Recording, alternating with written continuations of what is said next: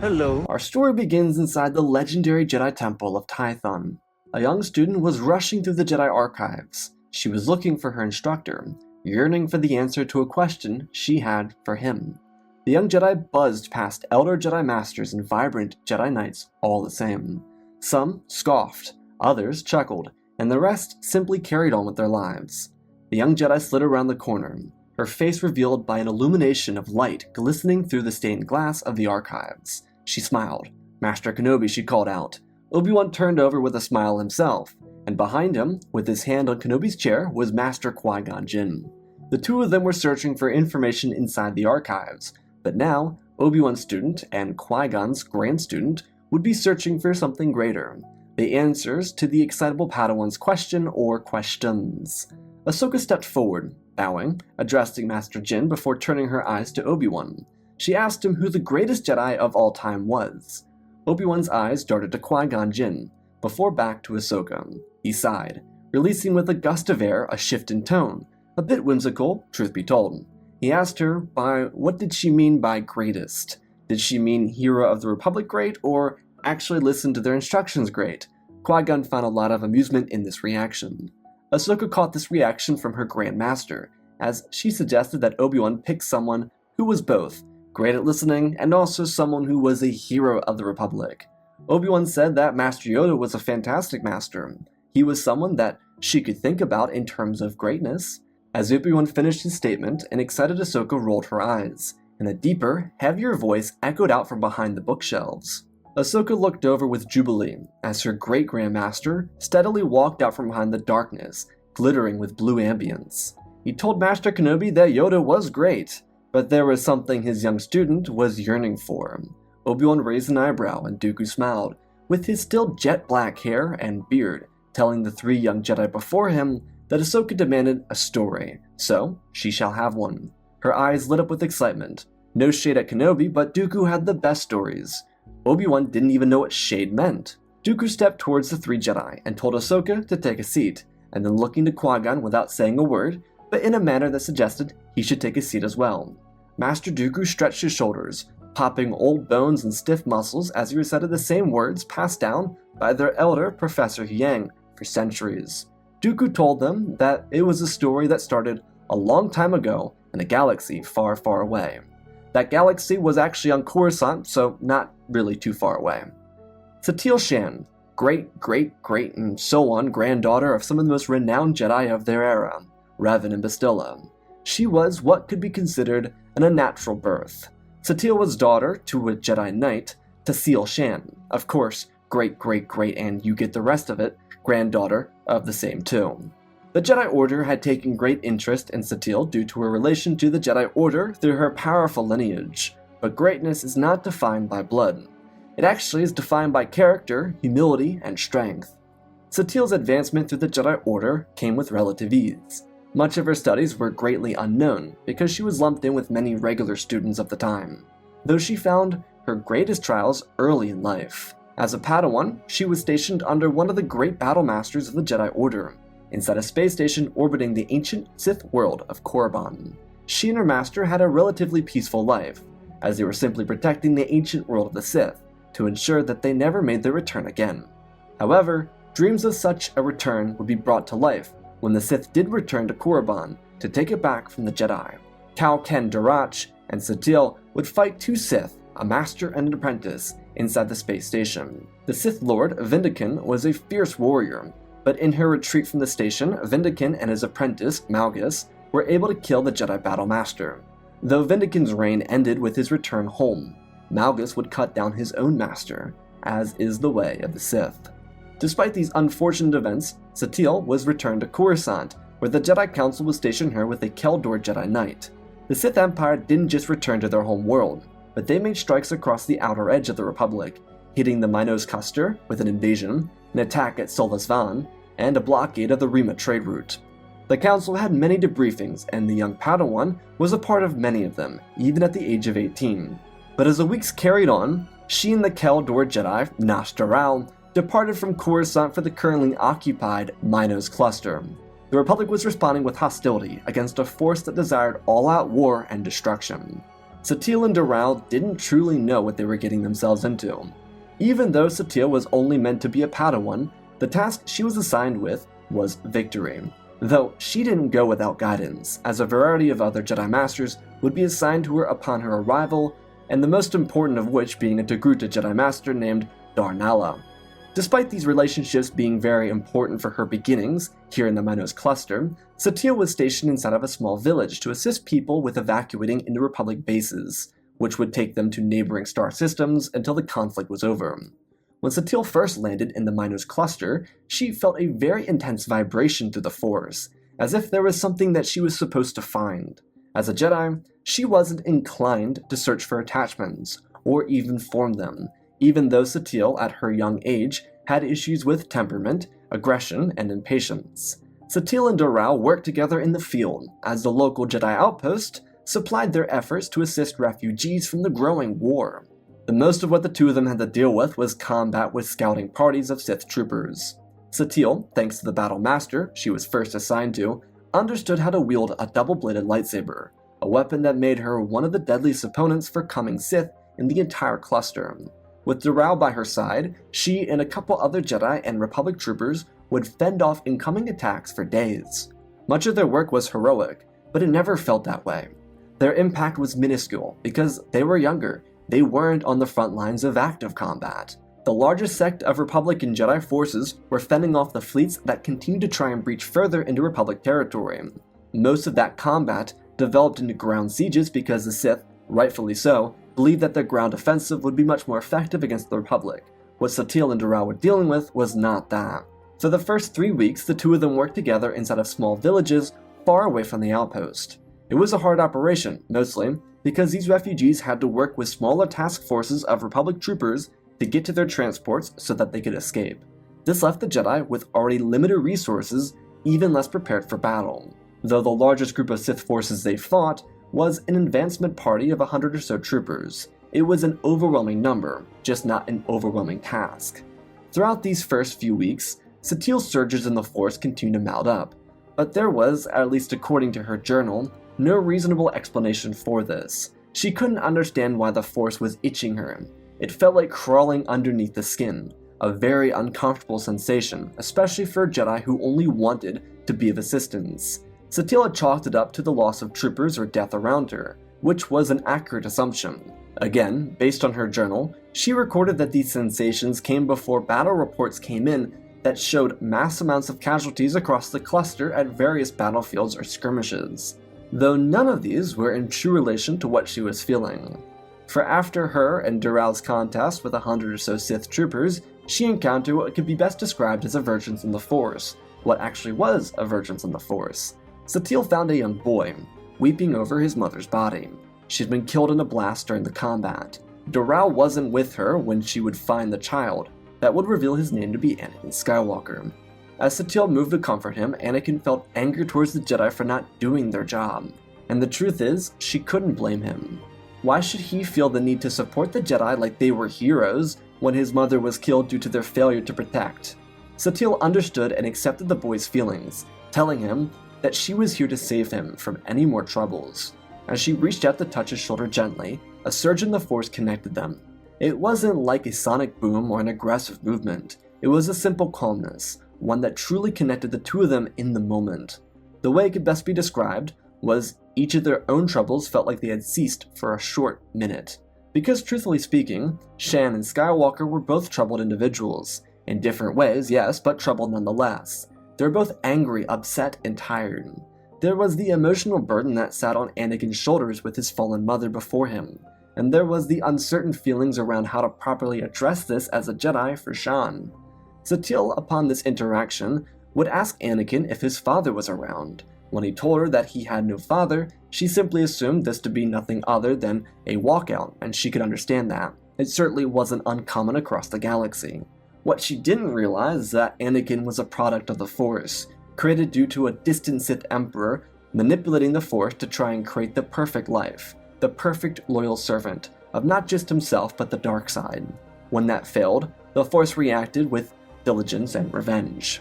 Because Shan wanted to get Anakin to safety, she ordered that he be removed from the village and returned to the temple. However, what Anakin did not hear was the fact that she requested that his midichlorian count be checked, due to his potential importance. There was something off about Skywalker and she knew it, but there weren't the words from him to tell her that he was of significant importance. Satele would spend the next few days discussing these feelings with Doral and her current master, though neither felt that she was being honest with herself. Satele was a Shan at the end of the day, both knew it, and without her knowledge, they were both warned of the attachments Shans were known to form. Satele's own mother was essentially banished by the council for harboring such emotions towards her daughter, at least until they felt she was ready to be returned to them. Doral and her master decided it'd be best to just deny until they could get back to the outpost and see for themselves, being that Satele lied to the outpost about Anakin. She told the outpost that her master requested for Skywalker get his M count checked, not the other way around. The next few days would be the most grueling for this group of Jedi and Republic troopers on the frontier. They had another village to save, and as they got there, a much larger task force of Sith arrived to make sure they didn't save the innocent civilians. They rushed into the town, late for their arrival due to unforeseen complications with their ground transports. Satele watched her current master with anticipation, as they sped into what was very quickly transformed into a war zone. The Sith were here, and the homes and streets were engulfed in fire. The odds for previous iterations of combat had been harsh in the Jedi task force, but this one was unlike any other. The Sith came in with a full-blown army, and they intended on taking no prisoners. The transports drifted to the right as Republic troopers amounting to a total of 45 veterans, and the few remaining Jedi, which amounted to a total of 13, rushed out of their carriers. There were far more carriers present due to the need for transportation for the refugees. Satele followed her master in with the ignition of her lightsaber. Doral was by her side, and the Republic troopers took position in the barren field. A Sith marauder stood at the front of the line and saw the Jedi coming. He took his hand and lowered it, getting all of the assets to forget their current tasks and focus on the incoming enemy forces. Republic troopers were outnumbered 10-1, and they fought with everything they had. But they didn't have much. This was mostly due to the fact that the Sith were occupying the town itself. The Jedi lunged in, using force speed, and fought off the Sith troopers on the edge of the town. Satele leapt over a wall and ignited her staff, bouncing her foot off a Sith trooper's mask before driving one edge of the pike into another before landing. Behind her came Doral, as she watched her master rush into combat against the Marauder. Despite their unfavorable odds, the Jedi had the experience, and these fresh Sith troopers likely didn't have that. Republic troopers rushed towards the wall, with the Jedi slowly dropping in their numbers, and they quickly took cover and fired into Sith ranks, which were now dispersing to counter the incoming attacks. Satele and Doral continued to cut through the grouping of troopers in the upper levels of the town, which mostly included rooftops. As she was doing this, the clashing of sabers could be heard from below, and she saw her master toss the Sith Marauder backwards. She felt confident in their attack, as she lunged down into the middle of the Sith flank, using the force to disperse a number of her opponents. Doral took the high ground, leaping across the city to the other side, to cover his friend Satele from above. Republic troopers broke through the barrier as Satele's master continued a frontal assault against the Marauder. It was going well until they were surrounded by Sith troopers, and they were shot at. The cunning strength of the Jedi Master was remarkable, until they too were shot in the abdomen. The Jedi Master held off the Marauder with all of their strength until they themselves were killed. Satele felt the shock immediately, and before she could be killed, another one of the Jedi, with her, cut down the Sith troopers who had their sights on her. She thanked them with a nod and turned to see the Marauder looking at her, sensing the connection present. While not deep, still there. Satele rushed back, using the force to launch a shockwave through the city street, launching stone and debris at the Marauder, who very quickly defended themselves, until Satele used her strength to drive her weapon at the Sith. The troopers behind the Marauder were either all killed or knocked out by the force. The blades connected, and all the training of the Battle Master showed itself. Her pike moved with dedication and precision, just as it had against Malgus. The Marauder who used deception to kill her master wasn't able to play off the same strike here, and it caught him in a bind. He blasted back in defense, but it wasn't enough. Satele launched them into the wall, and with the darkness covering her face, she drove her pike through his chest, killing him instantly. Her hands trembled shortly, but they were stopped when Republic troopers, the few who still remained, pushed past her, calling her and getting her to join them, which she did. While this victory would be just that, it would also be a tremendous loss of life for the small squad. In addition to her master, 7 of the other Jedi would be killed, as well as another 31 Republic troopers. It was a very narrow victory, but the losses of civilians were even worse. No one survived. Had their transports worked, they would have been able to save most of them, if not all of them. Inside the Jedi outpost, a couple clicks back, the Jedi were discovering that Anakin Skywalker might in fact be the proclaimed Chosen One. It was an old myth, and Master Darnala, who was overseeing the operations at the outpost, was the first to learn of this information. She wanted Skywalker taken back to Coruscant, but Republic Command was grounding all transports. The Sith fleet had broken further into the Minos cluster, and it was no longer safe for civilians to be moving about. They'd have to wait it out until a potential coming Republic victory. Darnella wanted Anakin's M count destroyed, so no one could know how special he was, especially the Sith, and she wanted to speak to young Shan immediately. When the task force returned from their failed mission, Darnella requested time with Satele, which she initially believed meant she was getting punished. No one cared about her execution of the Sith Marauder. It was in the heat of battle, so the code shouldn't override that. Darnella was interested, because Satele and young Skywalker had formed a connection, minuscule albeit. Due to her previous master being killed, Darnella informed Satele of the plan. She'd be overseeing both Satele's and Anakin's development. Darnella informed Shan of her discovery, and how important it was that it was kept between the two of them, because not even Anakin knew, and despite her better judgment, Anakin shouldn't know about being the Chosen One either. At least, not until he got to the temple on Coruscant. Darnella did acknowledge the battlefield rage reported by Doral, and how they would work together to fix it, which Satele was understanding of. The fight for the Minos cluster would be brutal, and what made it even more challenging, especially for Satele, is that she was balancing everything equally. This was very intentional. Skywalker was going to be what brought her down to Earth. Darnella would be what encouraged her to grow beyond, and her own confidence would be necessary to tie it all together. As Jedi, they would frown upon attachment, and while that remained true, there were loopholes. It was something every Jedi Master understood. The bond between Master and Apprentice is key to the development of every young Jedi and old Jedi. For both teacher and pupil, it was vital for them to understand each other and use their connection to drive their own bond forward, but also their own individual enhancements. Anakin was going to become a powerful Jedi. Satele was almost there. She just needed to put a cap on her anger. With Skywalker watching her every move, especially from the front lines, it was imperative that she learn how to hold her emotions in check, while also taking complete control over the fight that she had before her. Satele was initially not in favor of this idea, because she was 18, taking care of a 9-year-old, one who didn't really want to be there. Skywalker's choice was much different than Satele's. Shan was kind of forced to take over Anakin's training, because Darnella wouldn't break the code to train 2 students at once, for it was forbidden. Anakin, though, had 2 choices: get lumped up with the rest of the refugees and wait for a ride out of here, or join Satele, the only person to show him warmth in the aftermath of his mother's death.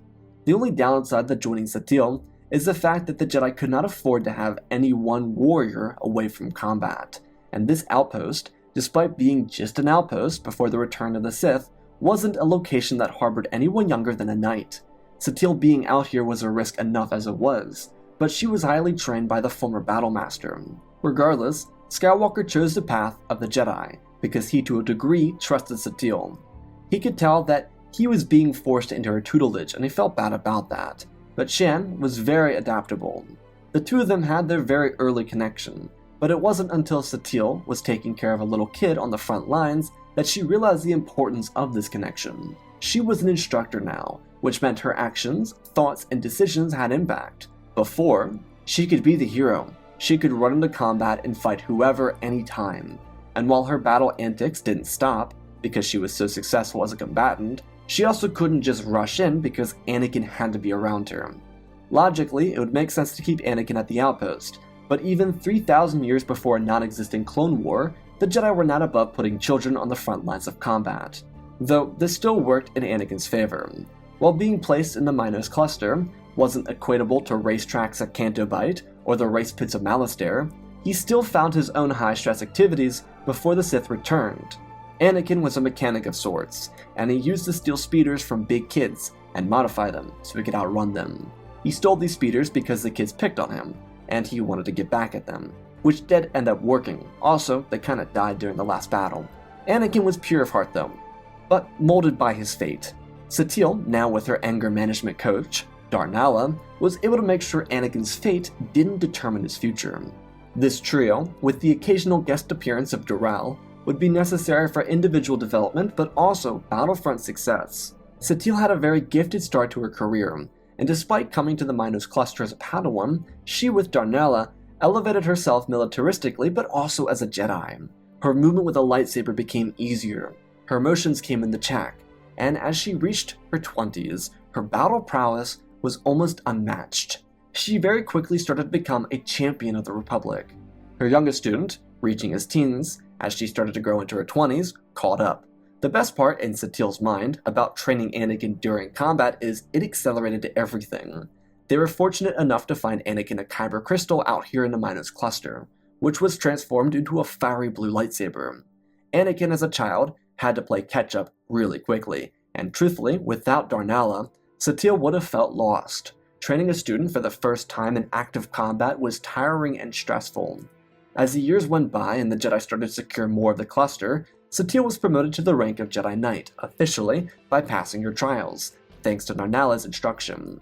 This didn't mean the end of their relationship, but it did mean Satele was forced to move outside of Darnella's chain of command and start working with her own unit. The irony about this is Satele had been referred to as a Jedi Master because she was teaching, even though she was a Padawan, and only now a Knight. Anakin at this point was donning longer hair, and was growing into his body. His face was mature for his age because the war had done that to him, but he trusted his master like no one else. Their dynamic wasn't super flashy or joyful. Not that they didn't enjoy each other's company, but Satele was very serious about the war and the state of it. The Sith Empire was not a foe to take for granted. They wanted to destroy the cosmic balance of everything. Satele felt a great burden to stop them no matter the cost, and Anakin, who started out with a more fluffy personality, eventually had to adapt. His master made sure he understood how difficult this life was going to be, and gave him many opportunities to take a step back. There was a point, before she became a knight, that she offered him a chance to go to Coruscant, to train with a real Jedi Master, but he denied this. That may have simply been their dynamic, more than anything. They were incredibly hard on each other, especially Satele with him, but it was all tough love. Shan did come to regret how difficult she was on Anakin, something she frequently jotted down in her journals, but never fully regret because if it wasn't for this grit, he may have never survived their first 10 years out in the cluster. When the Minos Cluster was finally captured by the Republic, or better put, freed, Satele was 28 years old and Anakin was 19. Their training was far from complete though, and Master Shan had absolutely no intention to let Anakin start working as a knight at such a young age.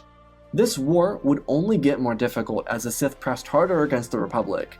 She insisted that he stay by her side for the time being. In 3671, they were temporarily stationed at Bathawai, where the Republic would find yet another victory, one that Satele hadn't been a part of due to an intense meditation.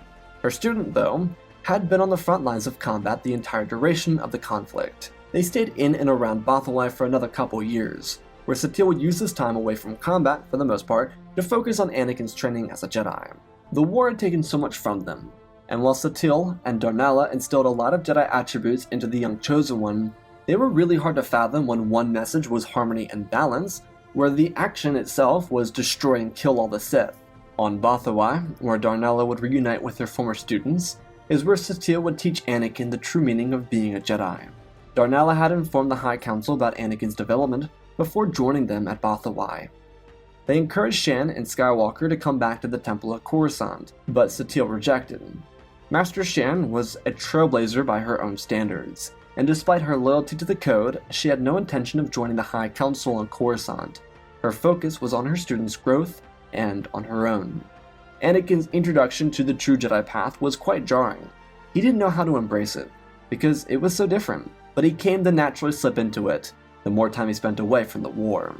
Satele did join the combat numerous of times. Sometimes she'd include her student, other times she decided it'd be best to leave him here. This time for the two of them allowed them both to loosen up in their own ways too. Satele was very strict, firm, and focused on the battlefield, but here, she was less drastic with her words. She could laugh from time to time, but that was really as far as it went. The way she remained standoffish with the council certainly passed down to her student.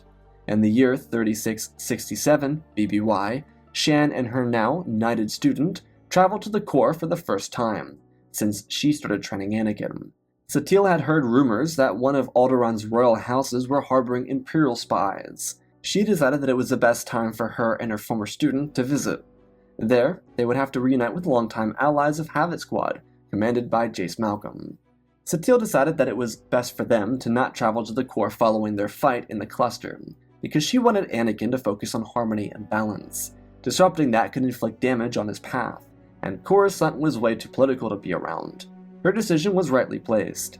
As for Satele's own relationship with Jace Malcolm, it simply didn't exist. They were allies, and that's all they needed to be.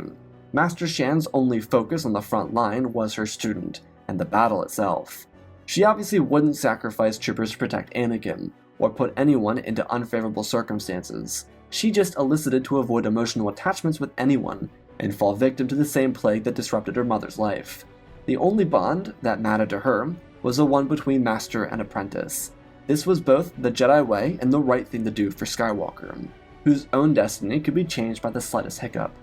Upon their arrival to the royal palace, they learned that the Sith had already arrived, and thus they rushed to aid Havoc Squad, who was fighting off in the distance. Their fight was a downhill one too. The Sith forces were crushing through them, even with guerrilla tactics at their aid.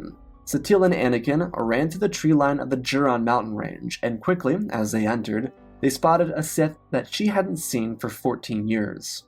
In a fight involving so many Sith and so many red lightsaber-wielding maniacs, it's hard to recognize any one Sith, but this one was a personal one. Satele told Anakin to steer clear of Malgus. He was a monstrous fighter. Seeing that his former master was still trying to protect him, Anakin nodded, as to not disrupt her focus, but he knew in his heart what he was supposed to do. The battle was already going poorly for the Republic, but just as she had in the Minos Cluster, Satele used the heads of her opponents as stepping stones to reach her true enemy. The Force was her ally as she did this, and upon landing she ignited her pike saber to fend off the Sith Lord. Their blades collided, and not more than 30 feet away from his master, Skywalker batted away his opponents. While he didn't carry a pike like Satele, he was vicious with the single blade he wielded. His eyes were on his teacher, but his weapon clobbered his opponents. This was an Anakin Skywalker exposed to nearly 14 years of war, trained by one of the most proficient duelists in the entire order. He batted his opponents away with ease, tossing them into trees, cutting through their limbs or their bodies. He was ferocious with his skills. As he and his master took the field, the Republic troopers made their push back against them. Shan and Skywalker were taking down the toughest opponents for Republic troopers. On the other side of the field, a tree was broken down, and Satele and Malgus fought on top of it, her apprentice backhanding a marauder in the distance. As she started to seize the advantage, the Sith Lord broke through her Jedi weapon, splitting it into two, and she moved back, using the Force to protect herself from an otherwise lethal strike. Anakin's blade cut through the Sith he was fighting, and he saw his master struggling on the other side of the field of combat. He could see Jace start to make his pursuit of the Sith Lord, and Skywalker knew how faulty that was. Using the Force, he pulled Jace's leg out from under him, and he rushed across the battlefield himself. Satele was starting to gain an upper hand, her abilities in the Force outclassing Malgus' strike. As he thought victory was in his hands, a devilish blue lightsaber appeared out of nowhere, and it cut through Malgus' attack. The Sith Lord slipped backwards, throwing his weapon up into defense as Skywalker slung his blade around his back and slammed down across Malgus' defense, pushing him back. Their blades rushed at each other as the two of them interlocked in both arms and in saber. Anakin shoved back with all of his strength, but Malgus took the upper hand physically as he dropped Skywalker, who felt his own advantage slipping. Anakin decided to let go, using the momentum to fling Malgus over himself, which his own master used to her advantage, launching a wall of the Force at the Sith Lord, sending him into another direction. He crashed and rolled. As Skywalker got to his feet, Satele tried to stop him, but they were too much alike. Malgus got to his feet on the other side to counter Skywalker, and he swung viciously, as Anakin dipped his gut in to avoid the strike, before rolling his shoulders down, creating a tense interlock once more, before they broke apart. Block, parry, block, strike, parry, block. Their duel continued to intensify, as Satele looked for any weapon that could be of assistance. She rushed in following the progressively more intense duel. Anakin felt his advantage return, as he bashed his lightsaber into Malgus' shoulder, who returned with a clobbering fist to the jaw. Anakin stumbled back over as the Sith Lord went for the kill, but his master had his back, using the Force to lob Malgus through a tree or two, or actually three. Anakin looked over with a grin. Satele nodded, helping him off the ground. She told him to do this together, and he nodded his head.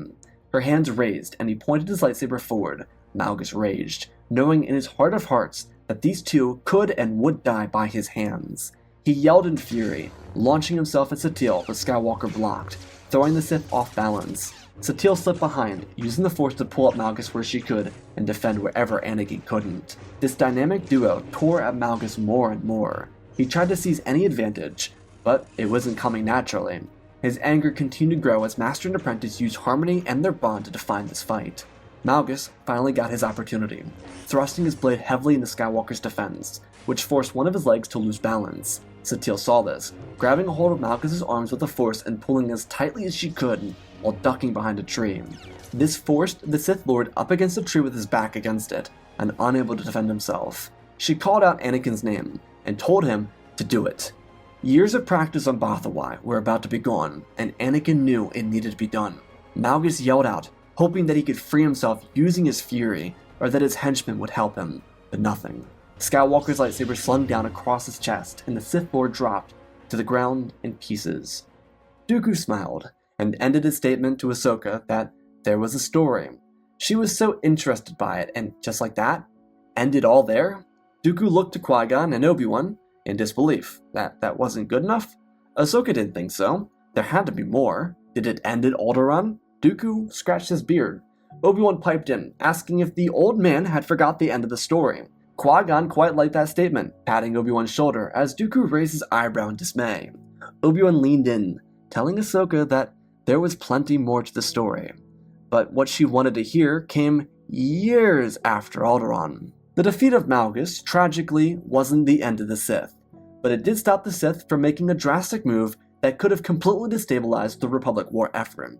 Anakin found an encryption that belonged to Malgus. It was eventually translated, and it told the story of a dystopian future, where the Sith ransacked Coruscant. Millions died and the Jedi were displaced.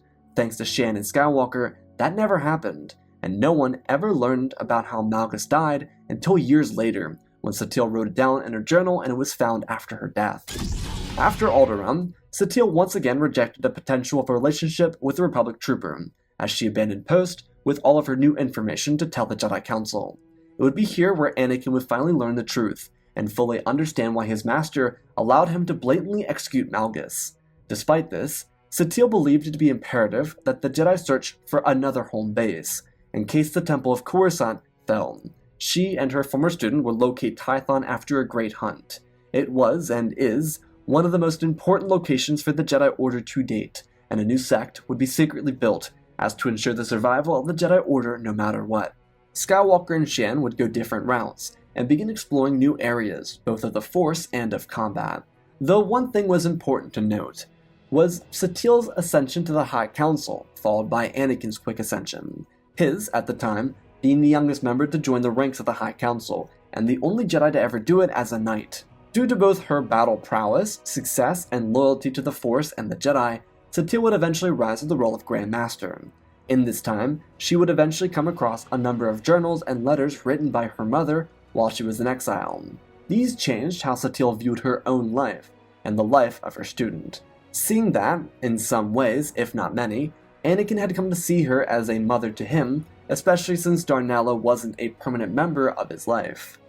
While there were many what-ifs to be speculated about in the scenario that Malgus was able to attack Coruscant, even if the Jedi were able to hold their own, that no one truly knows how the Sith would have fared in the presence of Malgus. All that was known is what truly happened. The Sith, after the death of their leader, slowly fell into their own civil war. There was no true apprentice to Malgus, and thus, there were needs for leadership. Certainly there were other Sith in the galaxy, and that remained their problem. They had to fight each other, because competition is also the way of the Sith. Their fragile egos couldn't coexist with one another, whether they be more or less powerful than themselves. Anakin in the meantime would train his own student, despite receiving the rank of Master as an honorary position after killing Malgus, which Satele gave him full accolades for, knowing that it would boost his position. Little cheeky type of thing. Skywalker still wanted to train his own student, which furthered the council's decision to place him on the council. He spent a lot of time between Coruscant and Tython, simply working on releasing the tension he had from his execution, which did burden him. Satele was very prideful of this initiative from Anakin. Much of the personal lives of the two remained very peaceful. Satele had a lot more stress, but thanks to Skywalker, she wasn't involved in anything deeper than the bond between master and apprentice, like relationships. This allowed her to not worry about external factors that could determine her placement inside the Order. Over the years, Grandmaster Shan would have to fend off potential wars by siding with the Republic, a government that was a lot more favorable towards the Jedi for their work in keeping the Sith away from Coruscant. With the Sith retreating into the shadows, various political squabbles started. Some squabbles were small, others were cold wars, all very squabbly. During this time, Master Nas Daral teamed up with Anakin to start hunting Sith. It was not condoned by the Council, but it was permitted by the Grand Master. These years, following the death of Malgus, would be some of the best seen in decades. But good things must come to an end, for a period. Skywalker and Daral continued to hunt Sith, as the Grand Master had a much larger foe to face. It was the rise of Zakul, and of course, Tenebrae.